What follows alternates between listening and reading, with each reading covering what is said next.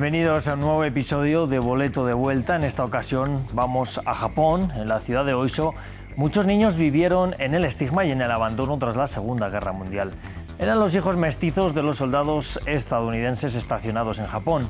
Tanto en Oiso como en otras ciudades, muchos se fueron tras el fin de la guerra y abandonaron allí a mujeres japonesas embarazadas. Estas fueron estigmatizadas por acostarse con el enemigo. Muchas, además, abandonaron a sus bebés, que fueron después acogidos en otros hogares. 80 años después, algunos han conseguido una vida exitosa pese al estigma. Mejor suerte corrieron, sin embargo, aquellas mujeres que se fueron a Estados Unidos con sus parejas. También sus hijos, que nacieron apartados del estigma. Se calcula que en torno a 45.000 japonesas se fueron al país norteamericano. Pese a ello, muchos de los niños siguen sin saber quiénes son sus padres biológicos. En Japón, además, otros todavía tienen que lidiar con el estigma en sus vidas adultas. Esta es la historia.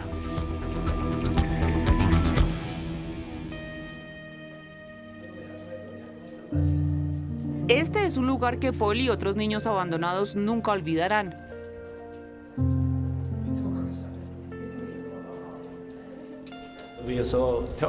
Nos aterrorizaba este túnel oscuro. Hacíamos carreras de 100 metros.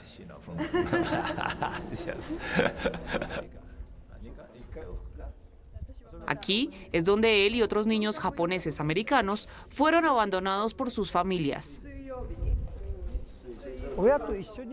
Los padres iban delante del túnel y les ordenaban a sus hijos que corrieran hasta el otro extremo.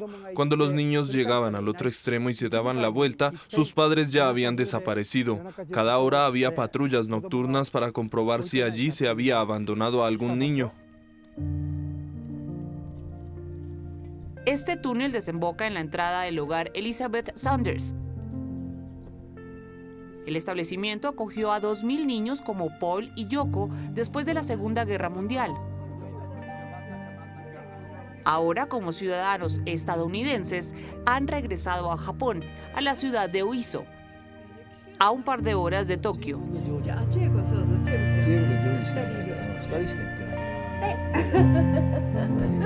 Son muchos los recuerdos que me vienen a la memoria. Siempre recuerdo a la señora Sawada o Mamá Chama. Así la llamábamos, sentada aquí y mirando el prado. Siempre estábamos jugando en el jardín. Era una época divertida. Y rompíamos tantos vasos, entonces ella salía y decía, ¿quién fue? Y nos regañaba.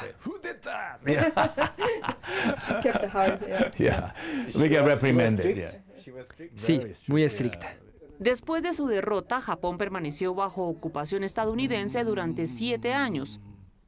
Durante ese periodo, las uniones entre soldados y mujeres locales derivaron en el nacimiento de niños mestizos.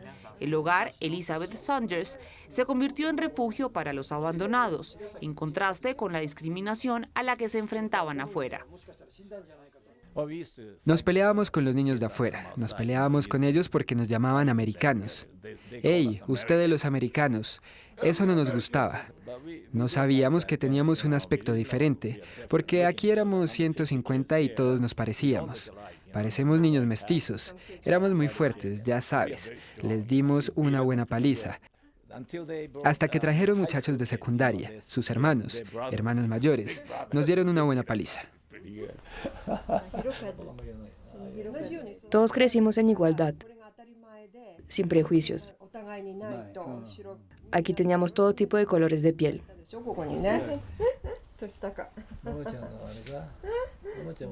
Mientras Paul y Yoko viven en Estados Unidos, Masao, de 61 años, sigue viviendo cerca del hogar infantil de Oiso.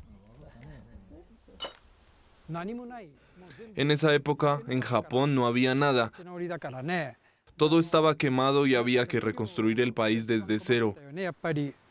El mayor problema era la comida. La gente no nos aceptaba. Ni siquiera podíamos ir a nadar a la playa de Oiso. Nos tiraban piedras o nos decían que nos fuéramos del país. Así que la directora del centro decidió llevarnos a su casa vacacional. Una vez al año, Masao visita esta casa de Totori, a 500 kilómetros de Oiso, con otros antiguos residentes del hogar infantil. Hola, mamá Chama. Mama Chama, un término cariñoso que significa mamá, era Miki Sawada, la directora del hogar y una fuente de amor y consuelo en un momento traumático de sus jóvenes vidas.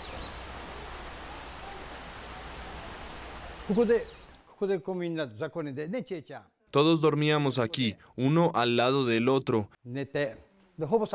Era así, ¿cierto?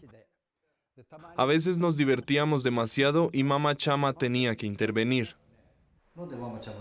Sawada procedía de una familia acomodada y era nieta del fundador del conglomerado Mitsubishi. Dedicó su vida a estos niños condenados al ostracismo, consiguiendo financiación y apoyo de todo el mundo. Un inquietante episodio la impulsó a ayudarles. Un día después de la guerra estaba en un tren y encontró un paquete. Dentro había un bebé negro. Estaba muerto. La policía llegó a sospechar que mamá Chama era la madre y había intentado abandonarlo.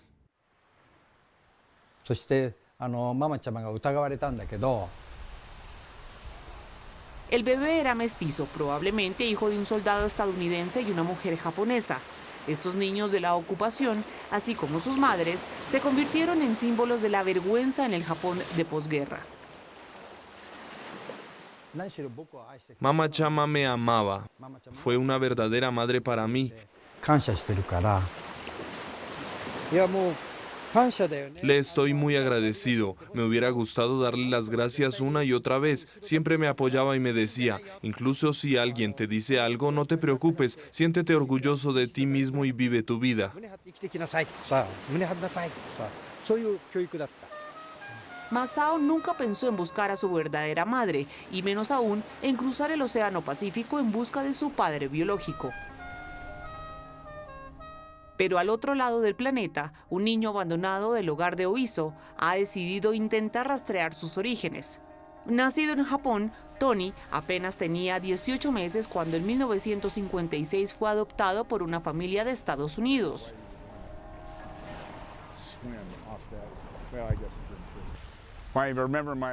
Recuerdo que, cuando llegué de Japón, mi médico de entonces le dijo a mi madre que nunca llegaría a pesar más de 125 libras. Así que mi madre dijo, ya lo veremos. Y empezó a darme proteínas, a hacerme batidos. Y crecí y crecí. Me hice más grande y fuerte.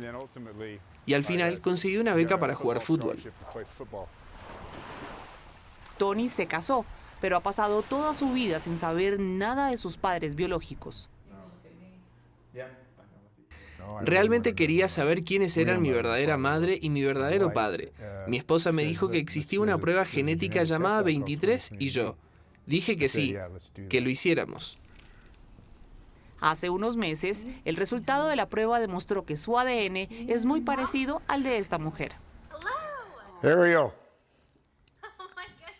how are you? It's good to see you. En ese momento, Tony descubrió algo que cambiaría su vida. La abuela de Ariel era una mujer japonesa que había emigrado a Estados Unidos. La mujer, que ya falleció, fue confirmada como la madre biológica de Tony. Estamos emocionados de que estés aquí y felices de haberte encontrado. Y sí, supongo que seguir adelante es lo más importante. Sí, es lo más importante. Lo lamento. Encontré algunas fotos más. Estas son de alrededor de 1991, 1992. Ella habría tenido unos 50 años. Hay cierto parecido entre ella y yo. ¿Qué tan grande era? Era pequeñita, unos 45 kilos como mucho. Le gustaba comer. También su hijo. Estamos a poco. We got this. La madre de Tony se casó con un estadounidense que no es el padre de Tony. En 1958 se radicó en Estados Unidos y formó una nueva familia. Tony también descubrió que tiene 2 hermanastras, una familia que no sabía que existía.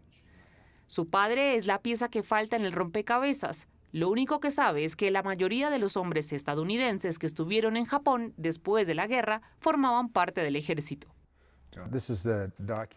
Este es el documento que se utilizó para mi ingreso en el hospital Elizabeth Saunders, en el que figuraba quién era mi madre, su dirección, quién era. Es una locura. Intentas atar cabos. Has vivido toda tu vida sin saberlo. Significa mucho. Habría dado lo que fuera por conocerla.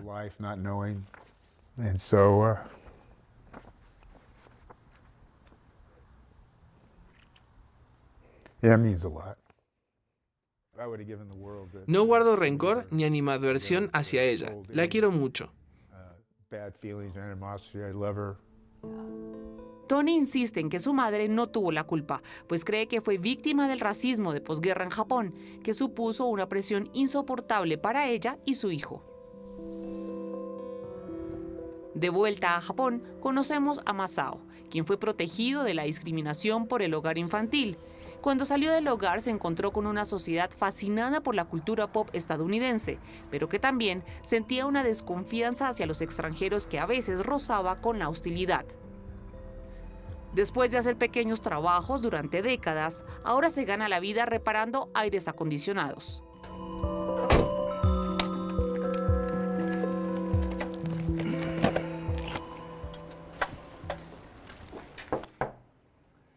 Hola Masao, ha pasado mucho tiempo. Sí, es verdad. ¿Cómo está? Bien. Gracias por venir. Entonces, ¿quiere que le instale el aire acondicionado aquí? Por su aspecto físico, Masao ha tenido experiencias desagradables con clientes. Francamente, hablo japonés perfectamente, pero cuando me ven parezco un extranjero a simple vista. La percepción de la gente a veces es un obstáculo. Una vez le dije a un cliente escéptico, cierre los ojos por favor y escuche mi voz. Me escuchó y finalmente me aceptó diciendo, es verdad, no veo ninguna diferencia.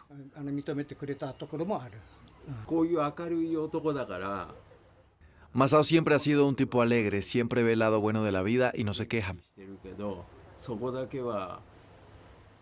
Nunca hemos hablado de eso, ¿verdad? En cualquier caso, pude recibir su dolor y como es un amigo, me entristece que tuviera que vivir esa experiencia.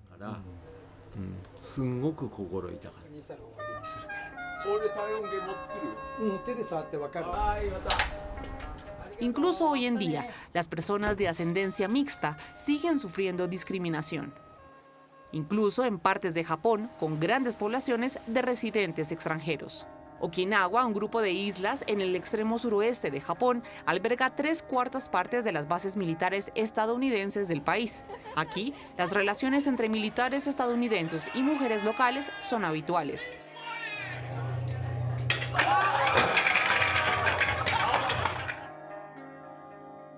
Esta escuela de Japón es poco común, ya que solo acepta niños mestizos. September, October, November, December. These are the months of the year. Let's make it fast. January, February, March, April. Jaden tiene 12 años. Su padre regresó a Estados Unidos, pero él se quedó en Okinawa, donde vive con su madre. Es cierto que a veces termino en situaciones irritantes. Nací en Japón, entonces para mí es normal hablar en japonés. Pero parezco anglófono, así que la gente suele hablarme en inglés. Y eso no me gusta. Me gustaría que me consideraran un japonés de verdad. Soy mestizo, así que mis dos lenguas son mis lenguas maternas. Cuando estoy con otros niños mestizos como yo, no cometen los mismos errores, entonces me siento mejor. El director del colegio, Tsukasa Nakada, afirma que el sistema educativo japonés es más receptivo con los niños mestizos, pero que aún le queda camino por recorrer antes de estar completamente integrado.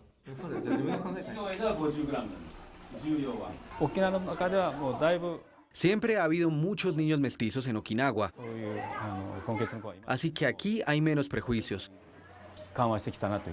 Después de la Segunda Guerra Mundial, había odio por todas partes, pero eso es cosa del pasado. Las actitudes están cambiando rápidamente. En 2022, la población extranjera de Japón superó por primera vez los 3 millones. Muchos son trabajadores necesarios para hacer frente a una escasez crónica de mano de obra. Algunos llegarán a relacionarse con japoneses y tal vez a formar familias. Masao y otros con Ketsuji solo pueden esperar a que el país donde nacieron no repita los errores del pasado.